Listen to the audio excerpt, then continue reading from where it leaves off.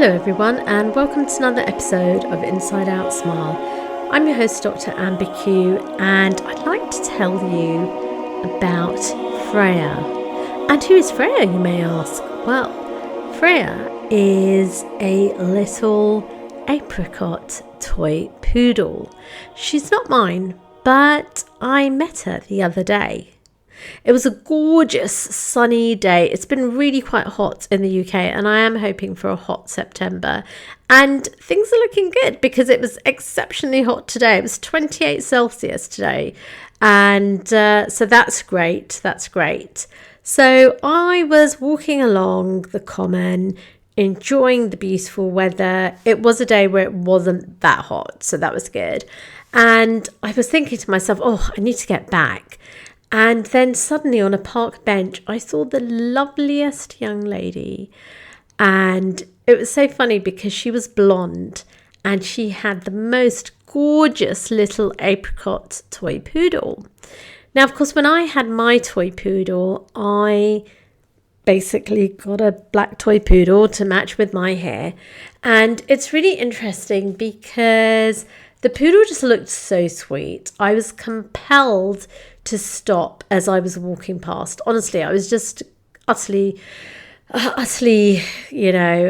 enthralled by her cute little face. She looked so adorable. So I had to stop for a chat. And, the poodle was lovely. As I found out, her name was Freya. Her mum was lovely as well. I'm not going to announce her name, but she had a beautiful name, by the way. Very Downton Abbey-esque, and she had gorgeous hair, really pretty girl.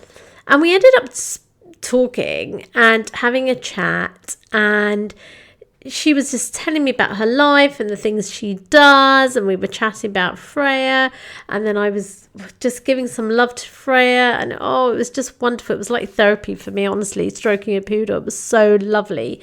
And this young lady, she's so obviously talented, really sensitive person, really lovely. And she was telling me about her struggles in life. And, it really makes one think that, it's funny, isn't it? Because, she was telling me really heart-rending things, but it was a beautiful day. It was a beautiful day. It was sunny. People were playing football and, people were cheering in the distance. And this girl was telling me the most heartbreaking story. And as I was listening to the birds chirp, the little poodle wasn't saying anything. She was adorable though. And as I was stroking her soft fur, I was listening to this young lady. And it was just heartrending. And she's obviously a beautiful soul inside and out. And it really made me think, the reason I'm telling you this story is because I love sharing stories with my listeners, but also because it really reminds me that we really don't know what people are going through in life. And that was just a little snapshot. She was telling me about her pain and the loss and the tragedy that she'd had in her life. And we know that all of us, that's inevitable in the journey of life and just the difficulties and challenges of life. And it just really made me think, this was one person that I bumped into on the common. And I was thinking about, for example, my own story. And then I was also thinking about the story of each person on the common. And I was also thinking about the Palestinians who are suffering. It seems such an understatement to say that they're suffering terribly. It's just, such, not just dark days, but just, oh my gosh, I can't even fathom, sort of what it's like to be there and, to experience the things that they're experiencing. And I guess what I want to say is that, we all have a story. We can't let the genocide just kind of, I don't know, the American politicians, some of them seem to be sweeping things under the carpet, almost like it's just happening. I know Caitlin Johnson, who's a wonderful blogger, she was saying that they're trying to sweep it, not under the carpet, but to have it sort of as background noise. And we can't let that happen, because they've all got stories. Each individual in Palestine has a story to tell. And any life lost is a terrible loss, because, you know, we're all people with feelings. We're all, you know, either a son, grandson, father to somebody, brother to someone, and equally we're all a sister, daughter, wife, mother to someone. And it's just heartbreaking.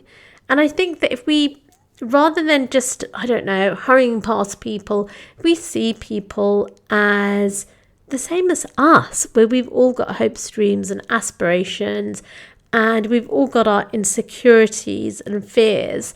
I don't know, I think if we were more cognizant of that in our daily encounters, then I think things would be better.